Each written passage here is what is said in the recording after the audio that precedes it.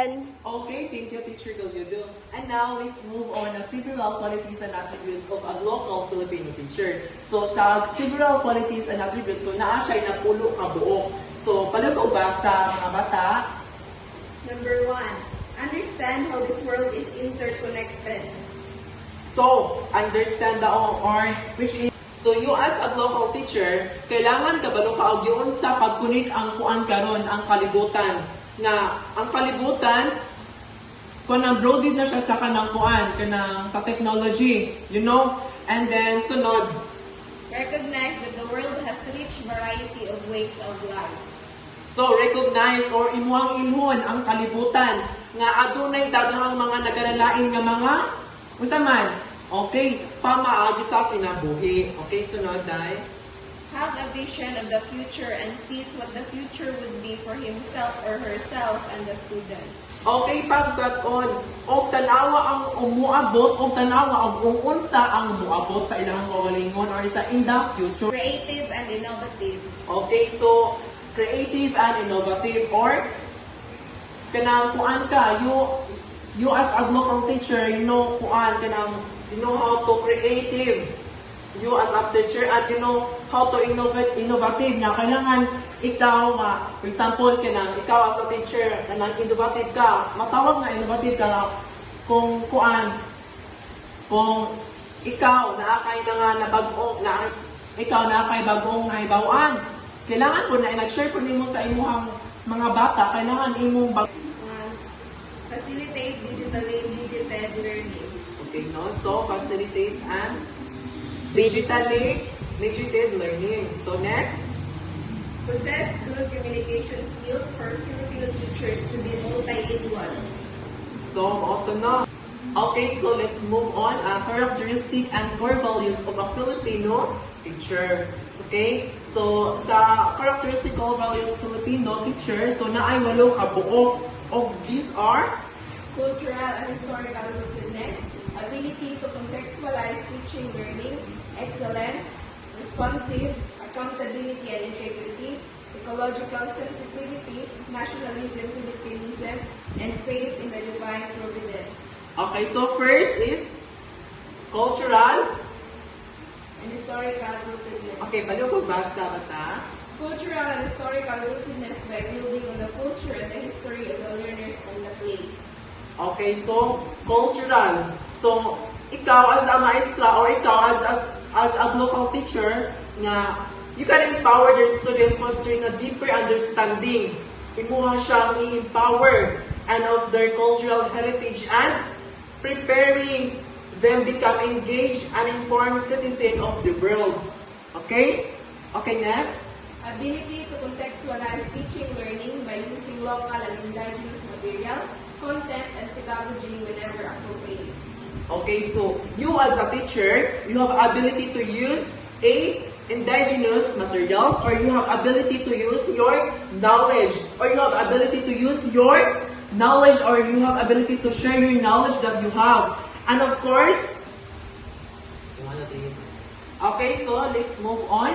A characteristic and core values of a Filipino teacher. So, a characteristic Filipino teacher has 8 values. And these are?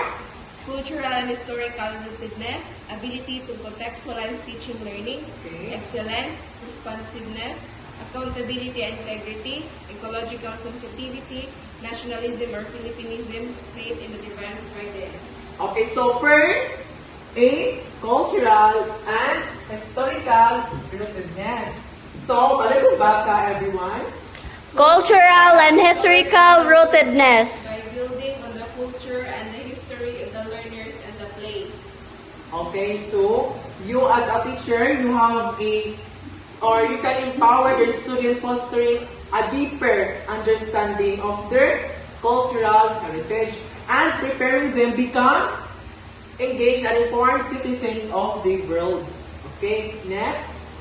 Ability to contextualize teaching learning by using local and indigenous materials, content, and pedagogy whenever appropriate.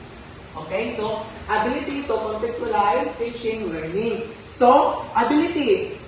You as a teacher, you have ability to use or you have ability to share your knowledge that you have, or you have ability to share, or you have ability to use indigenous materials.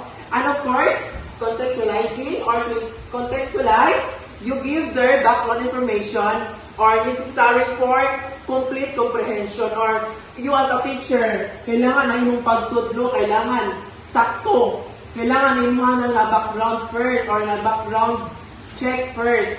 Okay. Okay, next. Excellence in personal and professional competence, leadership, research, technology, innovation, and creativity. Okay, so, excellence. Gusto ba yung excellence, mga class? Okay, so, excellence no or kamahuan. You as a teacher, kailangan excellence ka sa imuhang imuhang pagdasa, imuhang classroom settings, which is you are a leadership or leadership nimo. And of course, you have excellence to research.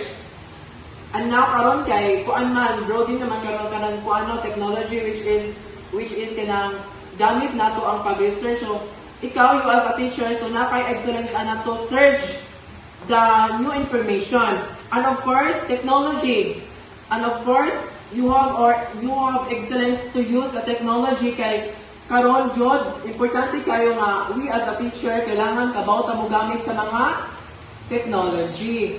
And of course, innovative and creativity. Okay, next.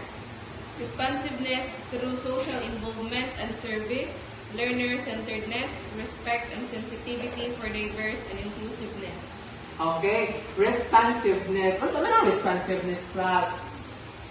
Okay, pagtubag sa mga naglalalain ng mga pangutana, which is karon social involvement and service and learning or centered learning. So, kailangan you as a teacher kamaw ka mutubag sa mga pangutana nga ang imuhang pagtubag dapat kanang dili siya kakuanan.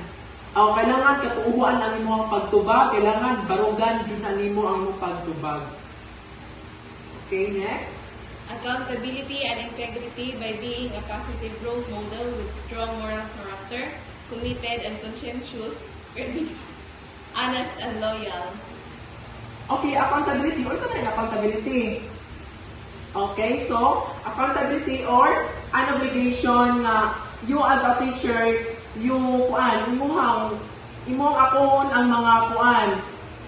mga consequences sa mga bata, which is, for example, ang mga bata nanguan ng gawas, pag gawas nila, nadisgrasya sila or something like kung sa netabo sa gawas. So, you as a teacher, as a teacher, imo to obligado ang mga nangahitabo sa imong mga estudyante. Kaya ikaw man ang ilahang, basta man, tubag. Role model. Okay, role model, okay. Okay, sunod. Ecological sensitivity by being resilient and a steward of the environment For sustainability. Okay, so, Ecological and sensitivity.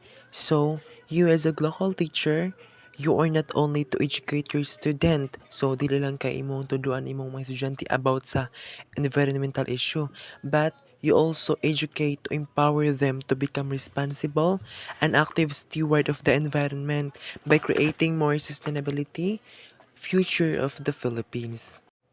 Okay, next is nationalism and Filippinism. So, you as a local teacher, you can help your student to develop a strong sense of a nationalism and preparing them to become responsible, engaged, and contributing member of a Filipino in the society. Next is faith in the divine providence. okay, you as a teacher, your primary role is to educate sa mga bata nga. Ang mga bata imuhang tudloan og mga maayong pamatasan. Imong tudloan og unsaon pagrespeto ang isigkataw, imong tudloan ang mga bata og unsaon paghigugma sa usag-usa. Okay? Nakuha niyo ang tanan, class, mga bata? Yes, teacher. Okay, so, nakasabot man dyan mo tanan, no? So, unsa na ito ang 8 core values of a Filipino teachers. Cultural and historical rootedness, ability to contextualize teaching learning, excellence, responsiveness, accountability and integrity, ecological sensitivity, nationalism or Filipinism, faith in the divine providence. Okay. Okay, so mauna mo to ang 8 core values of a local Filipino teacher. So, and now, what have we learned about global at local teacher? Okay, yes ula si Man. Okay, thank you. Kaya nakasabot yun na. Okay, tagana to backpack sila si Man. Okay, very good no? Kaya naminaw din ang tanan. So, and now, I want you to group kay mag-role play ta. Okay, sa group 1 will represent or will play the local or the global, global teacher. And sa group 2, I want you to present a local teacher. So, nasaktan ninyo ang tanan. Okay, balik ko na po. Magpagrupo ko ninyo. Sa group 1, muak mo nga kung saan yung pagpakita ang global teacher. So sa group 2, ipakita ninyo kung unsa ang local teacher. Okay, nakuha ang tanan. Okay, kaya nakuha ang tanan. Okay, so this is the criteria for your role play. So first, content 40%, creativity 20%, participation 20%, loudness of your voice 20% of the total of 100%. So, good luck everyone. Okay, good job everyone. Kaya nakuha ninyo o yung sa pagpakita ang global picture and local picture. So, and now let's we have a assessment. So, first, I want you to get 1/4 sheet of paper and I will read the question twice only. Okay, nakuha? Okay, so, okay, very good no, Kai? Perfect ang tanan. So, nakasabot yun na ni teacher, no? So, okay, atong tagaan masigapong pakpak ang atong tagsa-tagsa nga kaugalingon. Kay, nakasabot ni teacher, oh, perfect ang tanan. Okay, thank you. Okay, so, before ta manguli, na ako assignment ninyo, no? Okay? So, ang assignment di ay maghatag mo og situational nga nagpakita nga kani nga situational nagpakita siya nga kini ba as a global teacher ang usa local teacher. Nakuha ninyo, so isuwat na siya ninyo sa 1/4